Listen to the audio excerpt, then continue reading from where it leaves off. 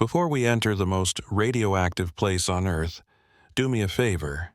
Drop a comment telling me where you're watching from and if you've seen the Chernobyl HBO series. Hit that like button if the idea of wolves that hunt like soldiers terrifies you. Subscribe for more real military encounters that prove nature can be deadlier than any enemy combatant. Now, let's enter the exclusion zone. My name is Zion Kane, and I serve as the Senior Sergeant of Team 3 in the United States Navy SEALs. What I am about to tell you violates international law, breaches numerous agreements, and will most likely result in my being declared a prisoner by 3 different governments. However, 7 people died in the Chernobyl exclusion zone, and the official explanation was equipment failure, radiation exposure, tragic accident. It's a blatant lie, fabricated to make people question why the Navy's Special Forces were conducting operations on Ukrainian soil.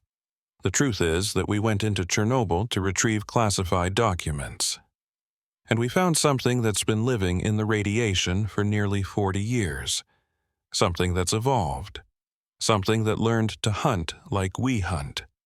To kill like we kill. To think like we think. The wolves of Chernobyl aren't just surviving the radiation. They're thriving in it. And they've become something new. Something intelligent. Something terrifying. This happened in March 2024. I was 34 years old, 12 years in the teams, veteran of operations in Iraq, Syria, Afghanistan. I'd faced enemy combatants, insurgents, terrorists. I thought I understood combat, thought I understood tactics, thought I knew what it meant to face an intelligent adversary. I'd never faced an enemy that could learn by watching me die. It started with a CIA briefing in Virginia, March 8, 2024. Our 8-man team, myself, Lieutenant Commander Jake Wilson, Chief Petty Officers Rodriguez and Mitchell, Petty Officers Anderson, Foster, Chadwick, and Hayes, was pulled into a classified briefing at Langley. The briefer was a CIA analyst named Catherine Blackwell. She didn't waste time with pleasantries. Gentlemen, are you familiar with the Chernobyl exclusion zone? We all were. The 1986 nuclear disaster, Reactor 4 meltdown, 30-kilometer radius evacuated, ghost city of Pripyat, most radioactive place on Earth. HBO made a series about it that terrified everyone. What you may not know, Blackwell continued, is that before the disaster, the Soviet military was conducting classified research in the zone. Biological experiments, attempts to create enhanced soldiers using controlled radiation exposure. She pulled up photos, Soviet military documents, facilities hidden in the forests around Pripyat. Most of these programs were abandoned after the disaster, but our intelligence suggests one program continued, Project Volk, Wolf. The Soviets were experimenting with radiation exposure on wolves, trying to create enhanced military animals, guard dogs with increased aggression, intelligence, and durability. Enhanced wolves, Rodriguez said skeptically, like Captain America dogs? More like wolves that don't die from radiation, that adapt to it, that potentially become more capable because of it. Blackwell pulled up recent satellite imagery. 3 weeks ago, a Ukrainian military patrol entered the zone near the old Soviet base where Project Volk was conducted. Only 1 soldier made it out. He was incoherent, suffering from severe trauma. He kept saying the wolves hunted like soldiers. He died from his injuries before we could get more information. And you want us to go into Chernobyl to investigate wolves, Mitchell said. We want you to go into Chernobyl to retrieve the Project Volk documents from the Soviet facility. If there's scientific data about radiation-enhanced biology, we need it.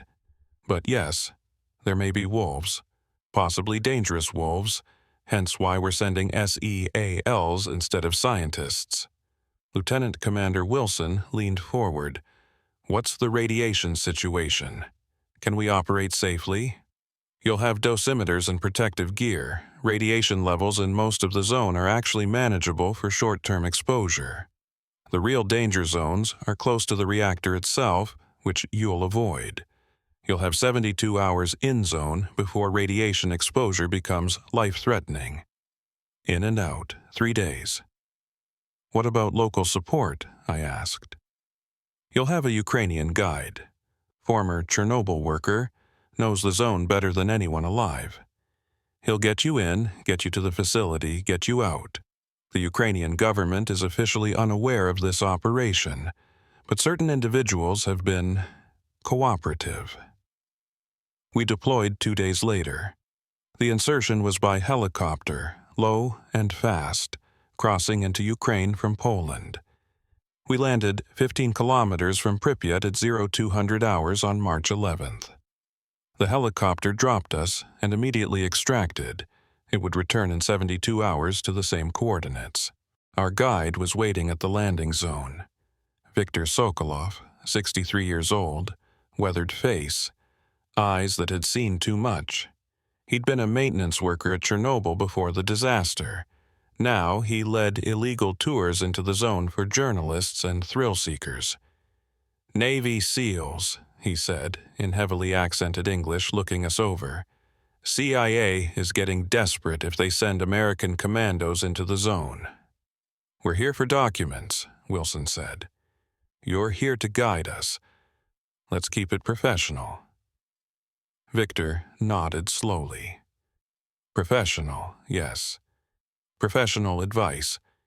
In the zone, radiation kills slow, but wolves kill fast, you understand. "We've handled wolves before," Rodriguez said. "Not these wolves." Victor pulled out a photo from his jacket. It showed a massive wolf, easily twice the size of a normal one, standing in the ruins of Pripyat. Its eyes reflected the camera flash with an eerie blue glow. Chernobyl wolves are different. Bigger, smarter. They've lived in the radiation for nearly 40 years. Changed them, made them wrong. "Radiation doesn't make things smarter," Chadwick said. "It causes mutations, usually detrimental ones. Cancer, deformities, death, usually," Victor agreed. "But not always, not here. The wolves that survived became stronger. Their pups grew up in the radiation, generation after generation, adapting. Evolution and fast forward. And they learned, watching human tourists, watching military patrols, learning how we move, how we think, how we die." "That's not possible," Mitchell said. Victor's expression was grim. "Many things in the zone are not possible, but they happen anyway. You want my advice? Do your mission fast. Don't travel at night. And if you hear wolves howling in patterns, organized, coordinated, you run. Because that means they're communicating, planning, hunting." We moved out at 0300 hours, following Victor through the abandoned landscape. The exclusion zone at night is like walking through a post-apocalyptic movie. Empty buildings, rusted vehicles, nature reclaiming everything. No lights except our tactical illumination, no sounds except wind and our footsteps, and occasionally, in the distance, howling, not the random howling of wild wolves, organized howling, call and response, like radio communications. "They know we're here," Victor said quietly. "They always know." We reached Pripyat at 0530 hours just before dawn. The ghost city is famous from photos and documentaries, but seeing it in person is different.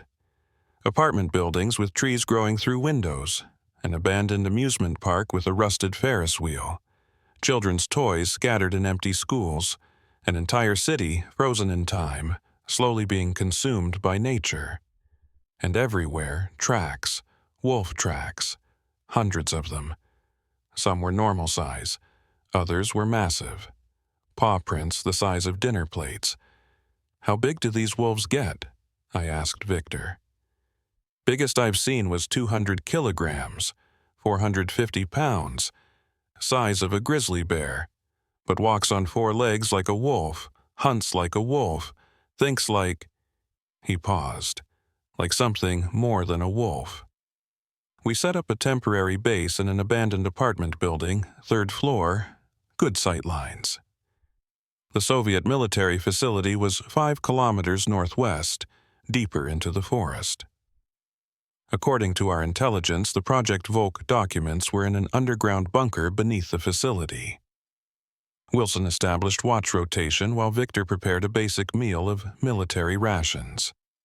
We rest until 0800, Wilson decided. Then we move to the facility, deploy at midday, extract documents, return here by nightfall, sleep, then move to extraction point tomorrow night. Simple in and out. But Anderson was at the window, looking out over Pripyat through his scope. "Sir, you need to see this." We gathered at the window. In the street below, maybe 200 meters away, a pack of wolves was moving through the city. Not running, not hunting, moving in formation. Military formation. Wedge pattern with the largest wolf at point, smaller wolves flanking. "That's not normal wolf behavior," Foster said. Victor joined us at the window. "The alpha, the pack leader, that big one in front, I've seen him before. 3 times I've come to the zone, and 3 times I've seen that same wolf. He's studying, watching, learning." The alpha stopped in the middle of the street, turned to look directly at our building, directly at our window. Like he knew we were there. His eyes glowed faintly blue in the dawn light. Radiation-induced bioluminescence, probably from radioactive isotopes in his system. The alpha's gaze held us for maybe 10 seconds. Then he turned and led his pack into the forest, disappearing like smoke. "He knows we're here," Victor repeated. "And now he's telling the rest of the pack." We tried to rest, but nobody slept well. Every sound could be wolves. Every creak of the building could be something coming up the stairs. At 0800 hours, we geared up and moved out. 8 SEALs and 1 guide, heading toward the Soviet facility through the Chernobyl forest. Our dosimeters clicked steadily, measuring radiation. Still in safe ranges, but climbing as we moved closer to the reactor. The facility was hidden in dense forest, camouflaged and abandoned. Concrete bunker entrance, half buried in earth, overgrown with vegetation. The door was open. Someone had been here recently. The metal was scratched, like something large had forced its way inside. "Those are claw marks," Chadwick said, examining the door. "Fresh, maybe a day old." "Wolves don't open doors," Rodriguez said. "These wolves do," Victor replied. "I told you. They learned." We descended into the facility. Concrete corridors lit only by our tactical lights. Soviet signage on the walls, Cyrillic script warnings about classified areas. The air was stale but breathable. Our dosimeters clicked faster, higher radiation underground, closer to contaminated soil. The facility had been gutted. Equipment removed, most documents destroyed.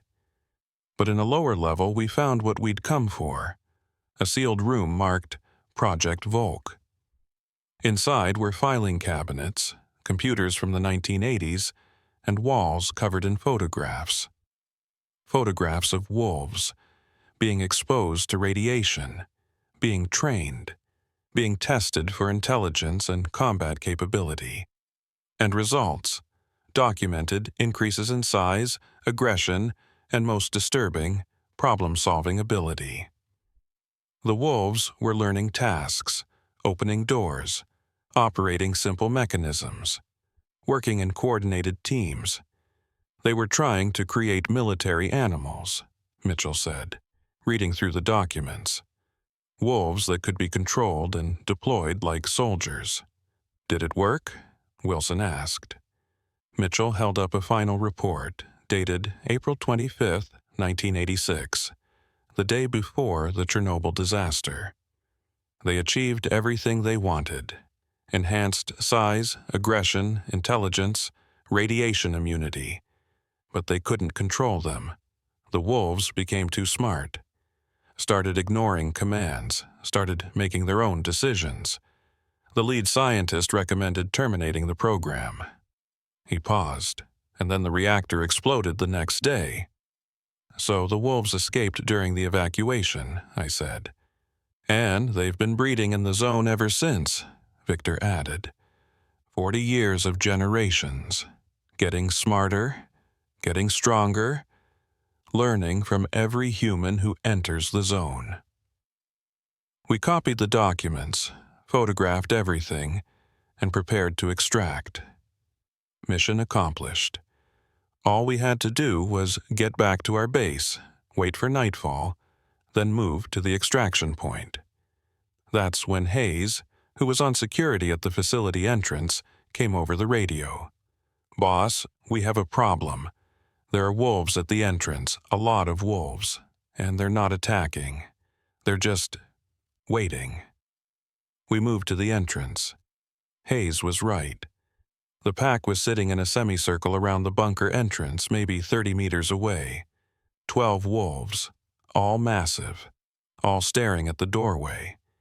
And the alpha was in the center, sitting like a statue, those glowing blue eyes fixed on us. "Wolves don't use military tactics," Anderson said. But even as he said it, we watched the alpha's head turn, looking at something in the forest. A howl came from the trees. The alpha howled back. Then another howl from a different direction, and another. "They're communicating," Foster said. "Coordinating." "They're calling more wolves," Victor corrected. "The alpha is bringing in the whole pack. They're going to surround this facility and wait us out." "Then we break through now," Wilson decided, "before they get reinforcements. Defensive formation, controlled fire if necessary, push through to the forest and move back to base." We formed up at the entrance. 8 SEALs with automatic weapons against 12 wolves. The odds should have been overwhelmingly in our favor. But as we prepared to move out, the wolves did something that made my blood run cold. They stood up, not on 4 legs, on 2, just for a moment. The alpha and 2 others rose up on their hind legs like humans, standing at least 7 feet tall, looking at us with those glowing eyes. Then they dropped back to 4 legs and moved. Not toward us, away from us, into the forest, disappearing. "What the hell was that?" Rodriguez demanded. "That was a warning," Victor said. "They're showing us they're more than animals. They're showing us they can do things wolves shouldn't be able to do. They're trying to make us afraid." "It's working," Hayes muttered. We moved out quickly, heading back toward Pripyat. But we'd only gone half a kilometer when we found Anderson and Foster, or what was left of them. Both men had been separated from the group somehow. I don't even know when it happened. They were just gone. And killed with precision. Not torn apart like typical wolf attacks. Killed with tactical efficiency. Anderson had been brought down from behind, spine severed. Foster had been isolated and killed with a throat bite that was almost surgical in its precision. And around the bodies, tracks showed exactly what had happened. The pack had split our formation using the forest as cover. 2 wolves had herded Anderson and Foster away from the group. Then the rest of the pack had struck in coordinated attack. Classic military tactic. Divide and conquer. "They hunted us," Wilson said, staring at the bodies. "They hunted Navy SEALs like we were prey." Victor knelt beside the tracks. "Not just prey, they're learning your tactics, watching how you move, how you communicate, how you react to threats. Every encounter teaches them more." "Then we need to get out of this forest now," I said, "before they learn any more." We ran for Pripyat, carrying what equipment we could, abandoning Anderson and Foster's bodies, Behind us, howling echoed through the forest. Not random, organized, coordinated. The pack was tracking us, and somewhere in those trees, the Alpha was watching, learning, planning his next move.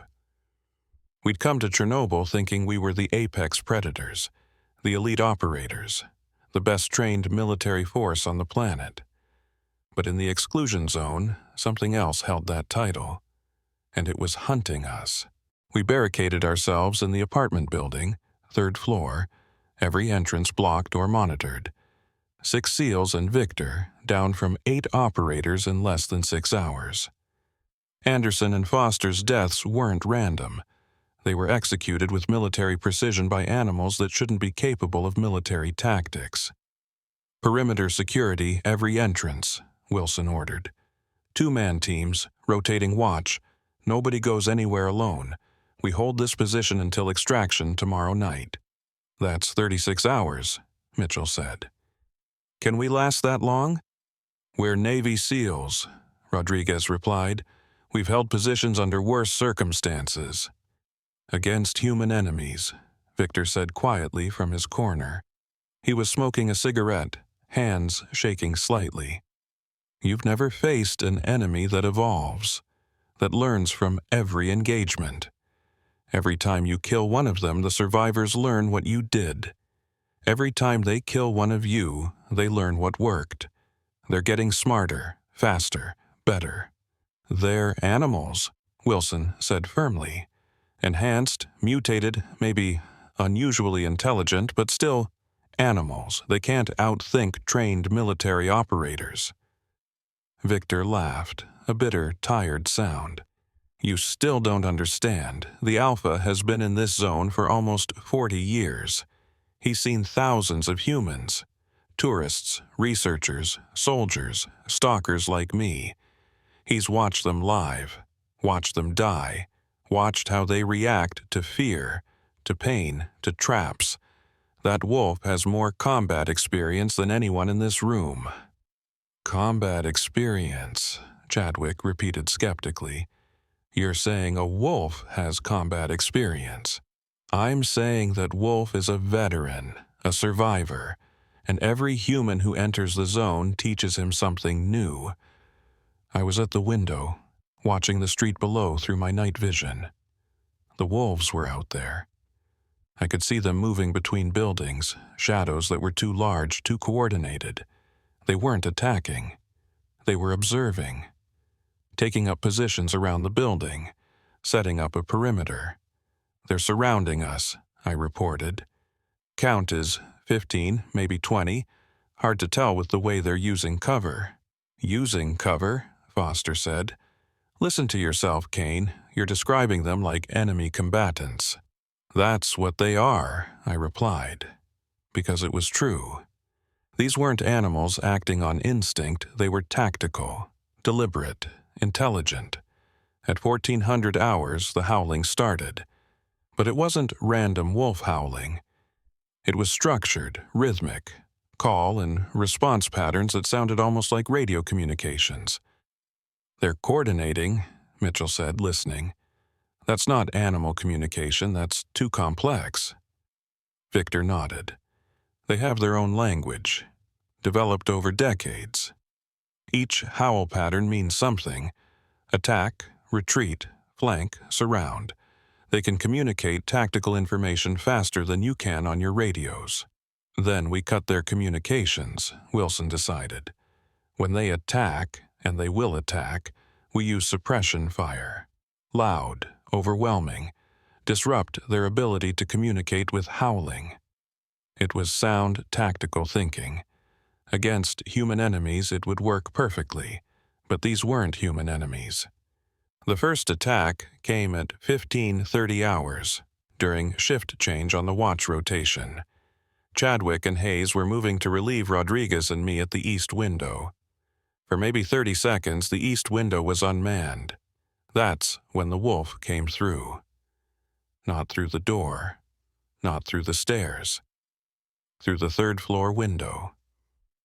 A massive gray wolf, easily 300 pounds, came through the window in an explosion of glass and landed in the middle of our defensive position.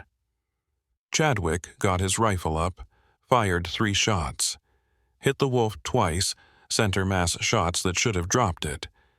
But the wolf barely flinched. It went for Chadwick's throat with surgical precision. 1 bite. Chadwick went down, blood spraying. Hayes engaged, full automatic. The wolf took 6, 7, 8 rounds before it finally collapsed. But by then, Chadwick was dying, his throat torn open, blood pouring onto the concrete floor. We tried to save him. Victor had basic medical knowledge, but the damage was too severe. Chadwick bled out in 90 seconds, his eyes wide with shock and terror. How did it survive that many shots? Hayes demanded, staring at the dead wolf. I hit center mass multiple times. It should have dropped immediately. Victor examined the wolf's body. Radiation exposure. Decades of it. Their tissues are different, denser, tougher. Bullets don't penetrate as effectively. And their pain tolerance. He pointed to the entry wounds. Normal animal would be incapacitated after the first shot. These wolves keep fighting until they're physically unable to move. So they're not just smarter, I said. They're harder to kill. Much harder, Victor confirmed. We dragged Chadwick's body to a back room and covered it. 5 operators left. And the wolves had learned something new. Our windows were vulnerable. Our defensive position had a weakness. At 1600 hours, 3 more wolves hit us simultaneously. 1 through the east window again. 1 through the west window. 1 somehow coming up the stairwell that we thought we'd blocked. It was coordinated, timed. A multi-axis assault designed to divide our defensive fire. Classic military tactic. Hayes and Rodriguez were at the east window when the wolf came through. This time we were ready. Rodriguez put an entire magazine into the wolf before it could close the distance. It went down, but not before its dying momentum carried it into Hayes, knocking him through the window. 3-story fall. Hayes hit the street below with a sickening crunch. I looked out the window and saw him try to get up, leg clearly broken. And then I saw the wolves. 5 of them, emerging from cover, moving toward Hayes with deliberate coordination. Not running, walking, taking their time. "Hayes, incoming!" I yelled, bringing my rifle up. But Hayes couldn't move. His leg was shattered. He could only watch as the wolves surrounded him. The Alpha approached, that massive wolf with glowing blue eyes. It stopped directly in front of Hayes, looked at him, studied him, then it tilted its head back and howled. A complex pattern of sounds, communication, and the other wolves attacked. They didn't kill Hayes immediately. They were careful, deliberate, testing his defenses, learning how he moved despite his injury, learning how he tried to protect himself, learning where humans are most vulnerable. Hayes screamed. We fired down at the wolves from the windows, but we couldn't hit them without risking Hayes. And they knew it. They used him as cover, as a learning opportunity, as a tactical advantage. When Hayes finally stopped screaming, the wolves backed off, left his body in the street, and disappeared back into cover. "They used him for training," Wilson said, his voice hollow. "They let him live longer than necessary so they could study how humans react to attack." "Not just study," Victor said. "They were teaching. Did you see? The Alpha watched but didn't attack. The younger wolves did the attacking. The Alpha was instructing them, showing them technique." We'd lost 3 men. 3 Navy SEALs killed by wolves using military tactics. And every death taught the wolves more. Night fell over Pripyat. We'd reinforced the windows, established overlapping fields of fire, gone to full alert status. But I could feel the fear in the room. We weren't fighting animals. We were fighting something that thought, that planned, that learned from every mistake. At 2100 hours, the wolves tried something new. They didn't attack. They just howled. But not from the street, from all around us, from buildings on every side, above us, below us, surrounding us in 3 dimensions of sound. They're psychological warfare, Mitchell said, hands over his ears. They're trying to break our morale. He was right. The howling went on for 2 hours straight. Complex patterns that almost sounded like language, echoing through the empty city, getting into our heads, making sleep impossible, making concentration impossible. And then, at 2300 hours, silence. Complete silence. Where did they go? Rodriguez whispered. Victor was at the window, scanning with night vision. They're still there. I can see heat signatures. They're in position. They're just waiting. Silent discipline, like soldiers on a mission. Why the silence? Wilson asked. Because now they know that the howling bothered us, Victor explained. So they took it away. Now the silence is worse. Now we're waiting for the next attack and we don't know when it's coming. They're manipulating our psychology. They're inside our heads. At 100 hours, Rodriguez cracked. The stress, the fear, the silence, it got to him. He grabbed his rifle and ran for the stairs. I'm not waiting here to die, he yelled. I'm going for the extraction point. Anyone coming with me? Rodriguez, stand down, Wilson ordered. That's exactly what they want. They're trying to make us scatter. But Rodriguez was already gone, running down the stairs and out into the street. We rushed to the windows, watched through night vision as Rodriguez sprinted across the open plaza toward the forest. He made it maybe 50 meters before the wolves hit him. They didn't come from where we expected. They came from above, from the rooftop of a building Rodriguez was passing. 4 wolves dropped from 3 stories up, landing on him, bringing him down with coordinated impact. They were on the roof, Mitchell said, stunned. How did they know he was going to run that way? They've been watching us, Victor said. They saw Rodriguez getting agitated, saw him pacing, saw the psychological pressure working on him. They predicted he would break. And they set up the ambush before he even moved. We'd lost 4 men now. Wilson, Mitchell, Victor, and me. 4 people left in a building surrounded by wolves that could predict our behavior. We can't stay here, Mitchell said.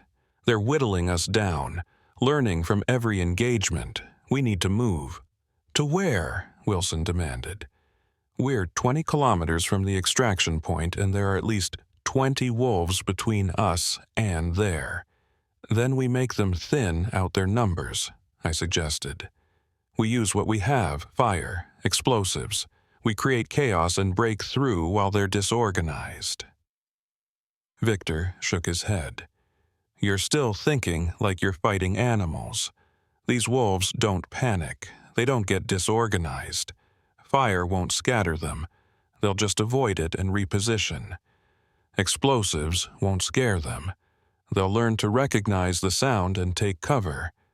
Every tactic you use teaches them how to counter it. Then what do you suggest? Wilson asked, frustration clear in his voice.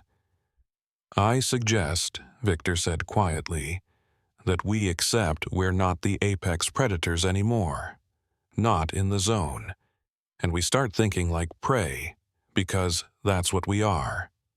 The words hung in the air.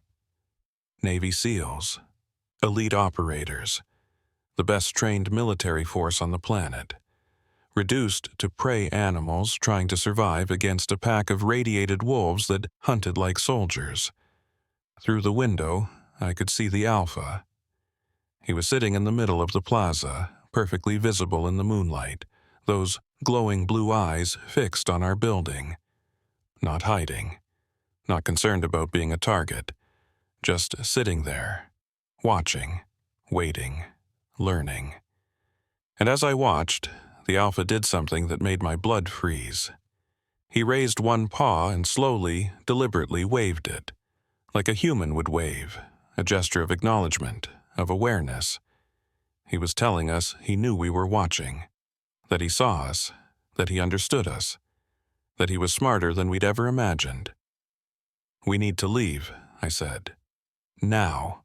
Before they learn any more, before they figure out every defense we have." "Agreed," Wilson said. "We move at 0300. 3 hours. We rest, we plan, we execute. Target is the old hospital, 2 clicks south. Better defensive position, closer to extraction point. We move fast, we move silent, we don't engage unless absolutely necessary." It was a good plan. Solid tactics. Exactly what I'd been trained to do.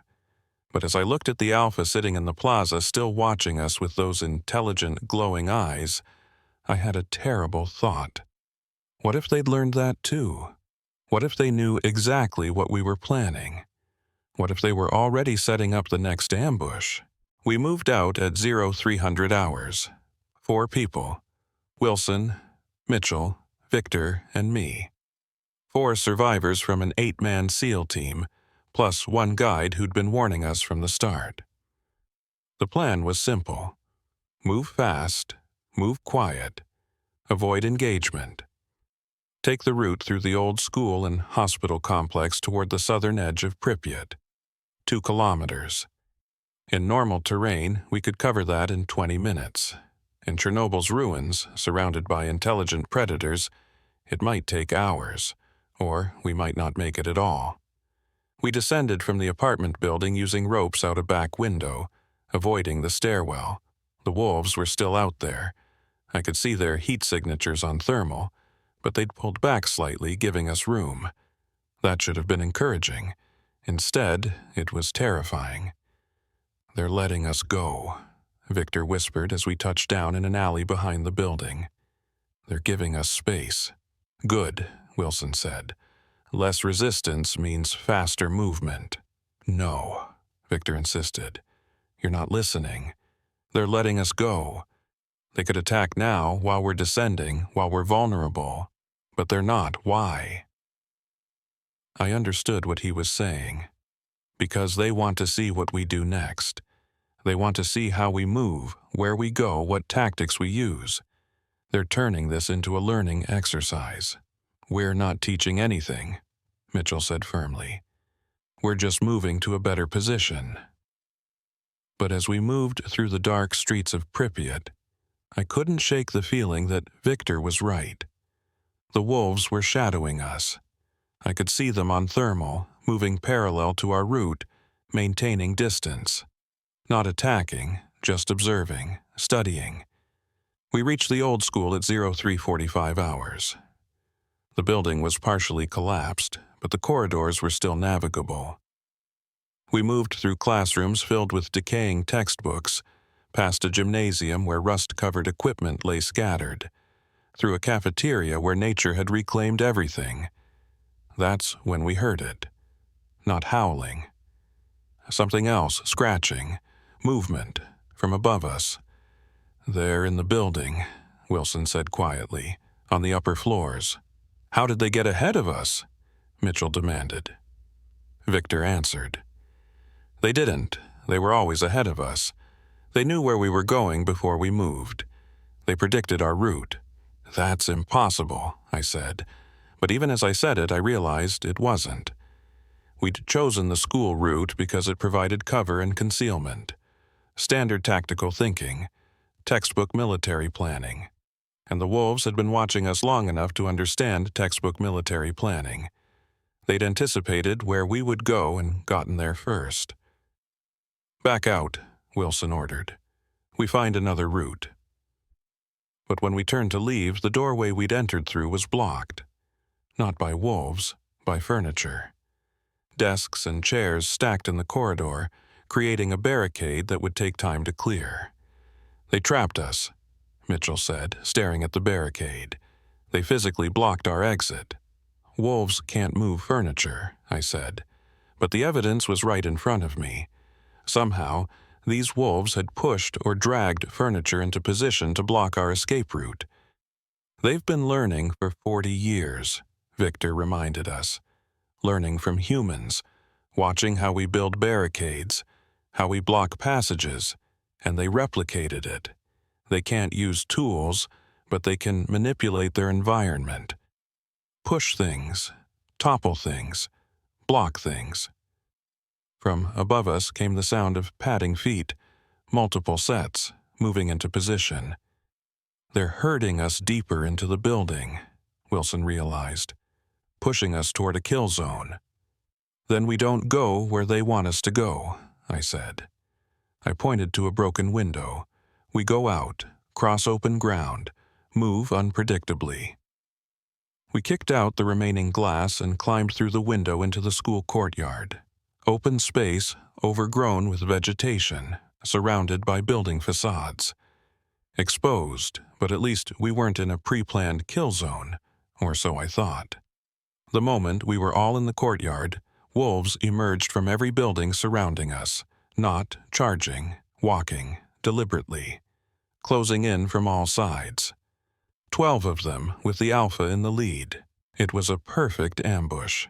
They'd herded us exactly where they wanted us, used the barricade to push us toward the window, used our own tactical thinking, avoid the trap, go unpredictable, to guide us into the real trap. They'd predicted not just our route, but our decision-making process. "Defensive circle," Wilson ordered. "Interlocking fields of fire. We drop as many as we can before they close." We formed a tight circle, weapons outward. The wolves continued their slow approach. 30 meters, 25, 20. "Fire!" Wilson yelled. We opened up. Controlled bursts, aiming for heads and center mass. 3 wolves went down immediately, bodies torn apart by automatic fire. But the others didn't scatter. They split apart, using the fallen as cover, moving in coordinated bounds. Fire and maneuver. Military tactics. "They're using their dead as cover," Mitchell yelled. "How do they know to do that?" "Because they've seen humans do it," Victor shouted back, still firing. More wolves went down. 5 total, 7 remaining.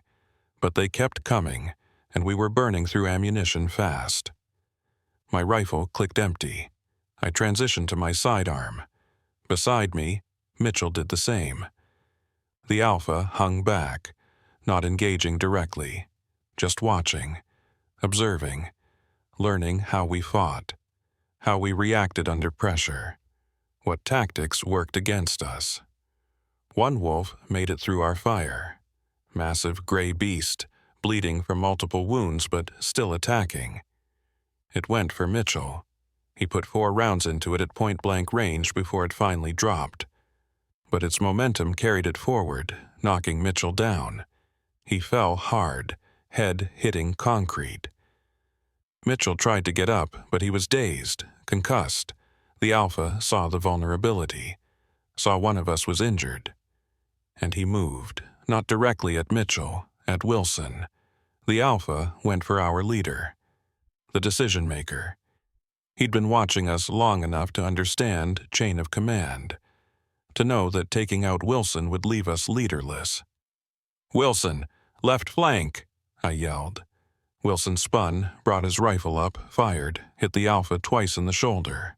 The wolf barely slowed. It closed the distance and leaped, 400 pounds of muscle and fang, straight at Wilson. Wilson sidestepped, tried to use the wolf's momentum against it. Would have worked against a human opponent. But the alpha adjusted midair, something I didn't know wolves could do, and its jaws closed on Wilson's arm. The bite crushed bone. Wilson screamed.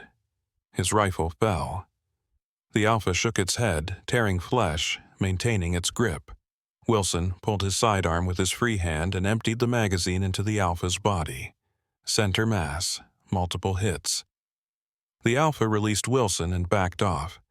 But it wasn't retreating, it was assessing. Blood poured from its wounds, but it remained standing, watching. Those glowing blue eyes fixed on Wilson.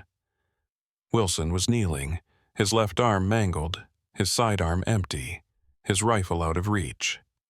And the Alpha was still standing despite taking 9 rounds to the body.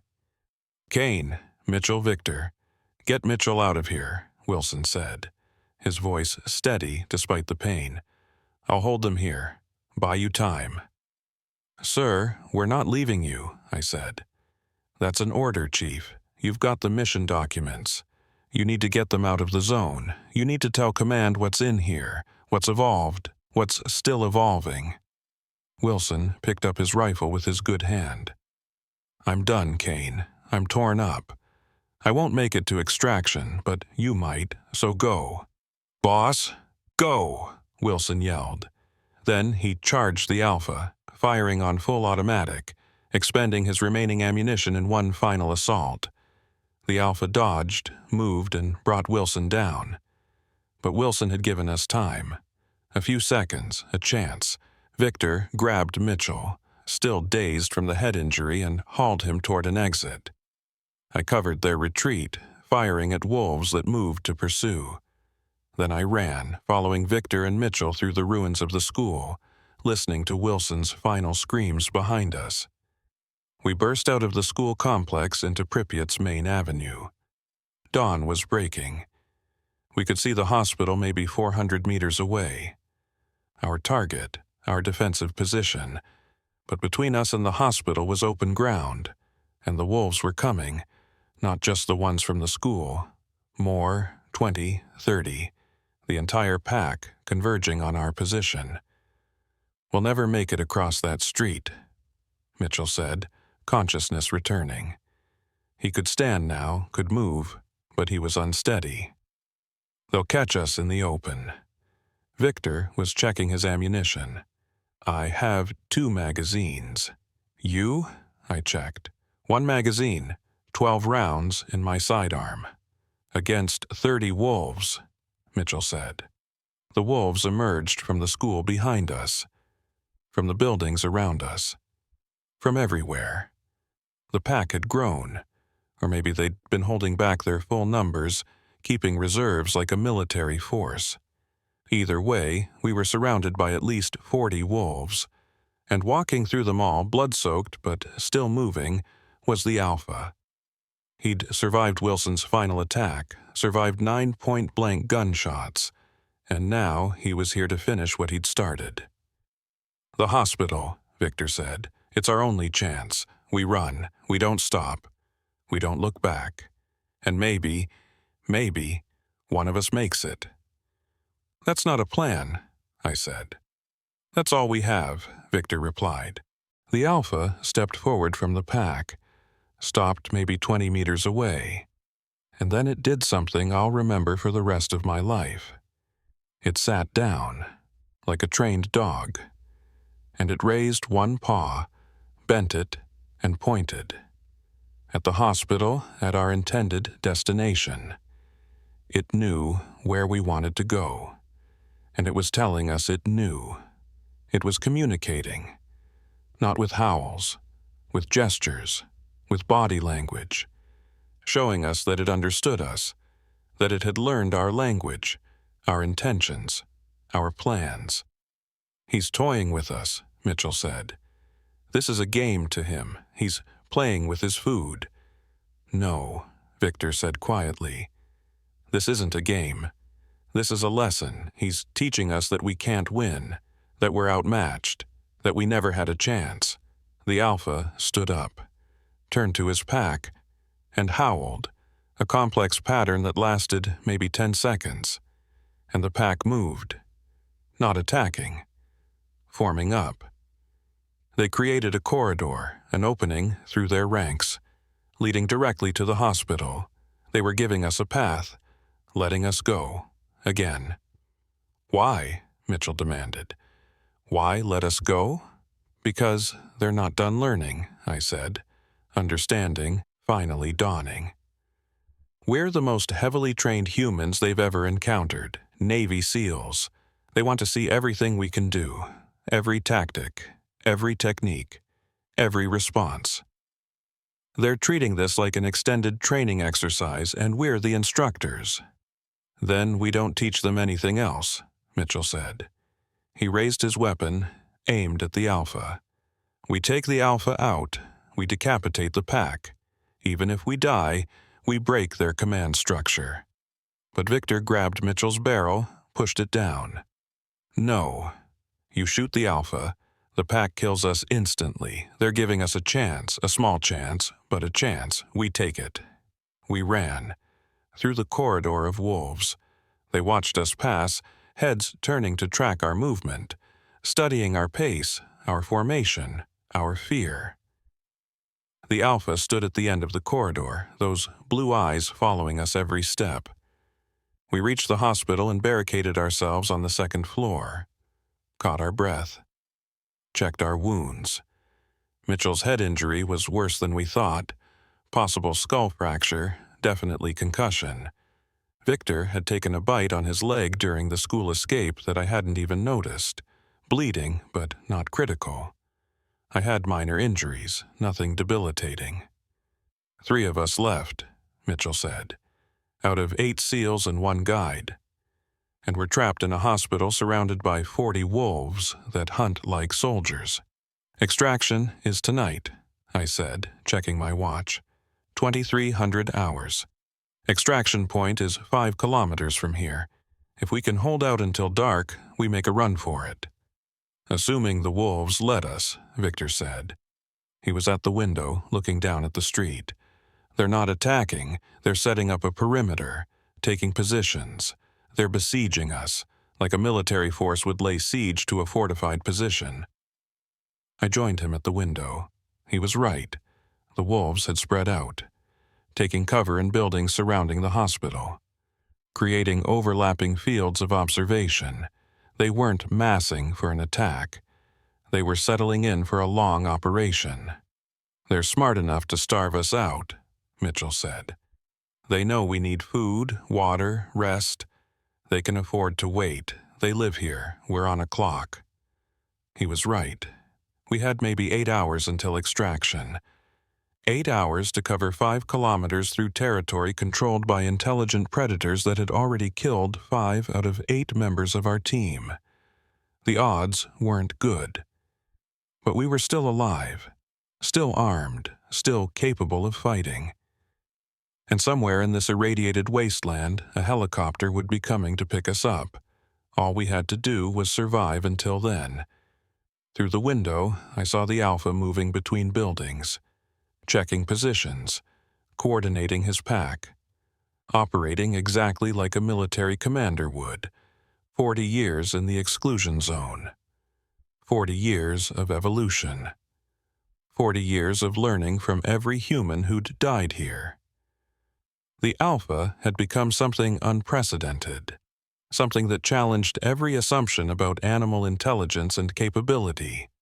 And we were his latest test, his most challenging opponents, his opportunity to learn from the best military force humanity could produce.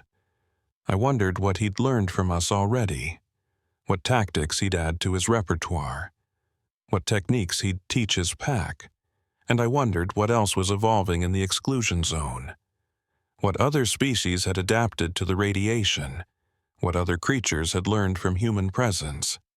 Because if wolves could become this intelligent, this capable, this deadly, what else was out there? We held the hospital for 12 hours. Mitchell's condition deteriorated through the afternoon. The head injury was worse than we'd thought. Possible brain swelling, nothing we could do without proper medical equipment.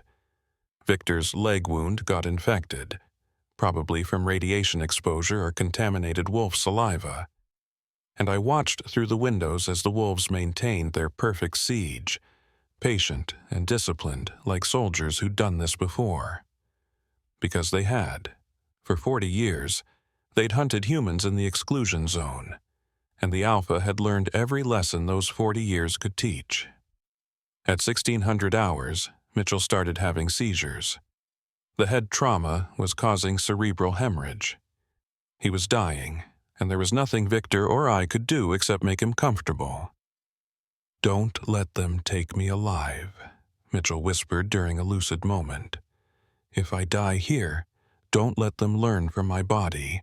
Don't give them any more lessons. You're not dying, I lied. But Mitchell smiled. He knew the truth. Kane, listen. The documents. Project Volk. Get them out. Tell Command what's happening here, what's evolved. This isn't just about wolves. This is about what radiation does over generations. About what intelligence emerges when you combine mutation with learning. Tell them. Tell them we need to contain the zone, permanently, before this spreads. He died at 16:45 hours. Brain hemorrhage. Quick, at least. We didn't have time to mourn. The sun was setting. We had 6 hours until extraction. 2 people left. Me and Victor. Against 40 wolves and an alpha that thought like a military commander. We can't carry Mitchell's body, Victor said. And we can't leave it for them. They'll study it, learn human anatomy, weak points, attack vectors. I understood. We wrapped Mitchell in a sheet, gathered what explosive we had left, and set up an incendiary device with a timer. When we left the hospital, the explosion would cremate Mitchell's body. The wolves wouldn't learn anything from him. At 2000 hours, with 3 hours until extraction, we made our move. The plan was simple because we didn't have options for complex plans. We'd create a diversion, trigger the incendiary and some flashbangs on the hospital's east side. While the wolves investigated, we'd go west, through the forest, toward the extraction point 5 kilometers away. It wasn't a good plan, but it was all we had. Victor checked his leg wound. The infection was spreading. He could walk, but not run. Not for 5 kilometers. Kane, I'm slowing you down. You know it, I know it. We moved together, I said firmly. No. Victor pulled out a grenade. You move. I cover. I make noise. I draw them to me. You get to extraction. Victor, I'm 63 years old. Infected. Slow. You're young, trained, fast. One of us needs to survive to tell this story. Mathematics says it should be you. He smiled sadly. Besides, I've lived in the zone's shadow my whole life. Seems fitting I die here. I'm not leaving you. You don't have a choice, Victor said. He pulled the pin on the grenade. This triggers in 5 seconds if I drop it. You argue, I drop it, we both die. You run, I hold them, you maybe live. Choose. I chose, I ran. Behind me, the hospital exploded. Flashbangs, incendiaries, and Victor firing on full automatic. Drawing every wolf to his position. Sacrificing himself so I could escape. I ran through Pripyat's ruins, through the forest beyond, heading northwest toward the extraction point. My dosimeter was clicking faster. I was moving closer to high radiation areas. Dangerous for humans. But the wolves avoided the hottest zones. It was the only advantage I had. I made it 2 kilometers before I heard the pursuit. Not howling, just the sound of padding feet on forest floor. Multiple sets. The pack had left Victor, dead or dying, and was coming for me. And they were fast, faster than me with full gear. They were closing the distance. I pushed harder, lungs burning, legs screaming. Checked my watch. 21:45 hours. 15 minutes to extraction point. The helicopter would be there at 2300. If I could make it, if I could survive. The wolves were hurting me again. I could see them now, moving parallel through the trees. Not attacking yet, guiding me, pushing me toward the reactor, Reactor 4, the sarcophagus covering the destroyed core. They were pushing me toward the most radioactive place in the entire zone. A place humans couldn't survive for more than a few minutes. A death trap. But if they thought I'd choose radiation over their teeth, they'd underestimated me. I changed direction, cut hard right, breaking their herding pattern. Aimed for the extraction point directly, even if it meant crossing dangerously contaminated ground. My dosimeter went crazy, radiation levels spiking. I was in a hot zone, lethal exposure in minutes, but I kept running because the alternative was worse. The wolves stopped pursuing. They wouldn't enter the hot zone. Couldn't. Even with their enhanced radiation tolerance, this level would kill them. I'd found the one place they wouldn't follow. I staggered through the contaminated area, feeling my skin prickle, my stomach twist, radiation sickness setting in almost immediately. But I was alive. I was moving, and the extraction point was close. I broke through the tree line at 22:55 hours, 5 minutes early. The extraction point was a clearing, marked with infrared strobes visible only to our helicopter. I activated my emergency beacon and collapsed against a tree, gasping, my body already reacting to the radiation exposure. At 2300 hours exactly, I heard the helicopter. Beautiful sound. Salvation. And then I heard something else. Padding footsteps. From the forest behind me, the Alpha emerged from the trees alone. Not his pack, just him. He'd followed me through the radiation, through the lethal zone that had stopped his pack. He'd come anyway, because he wanted to learn. Needed to learn. One final lesson from the human who'd survived when 7 others had died. We faced each other across 50 meters of clearing. Me with an empty rifle and a sidearm with 6 rounds. Him with 400 pounds of muscle, fang, and mutation-enhanced resilience. The helicopter was overhead now, spotlight illuminating the clearing. The pilot's voice crackled over my radio. "Bravo 1, identify yourself." "Senior Chief Kane," I gasped into my radio. "Sole survivor, requesting immediate extraction. Hot LZ, hostile contact." "Copy that, lowering cable now. Get to the pickup point." The cable descended, 50 feet away. I'd have to cross the clearing, past the Alpha, who was watching me, studying me, waiting to see what I'd do. I raised my sidearm, aimed at his head. My hand was shaking. Whether from fear, exhaustion, or radiation poisoning, I didn't know. The Alpha just sat down, like a trained dog, looking at me with those intelligent, glowing blue eyes. He could have attacked, could have killed me before I reached the cable, but he didn't.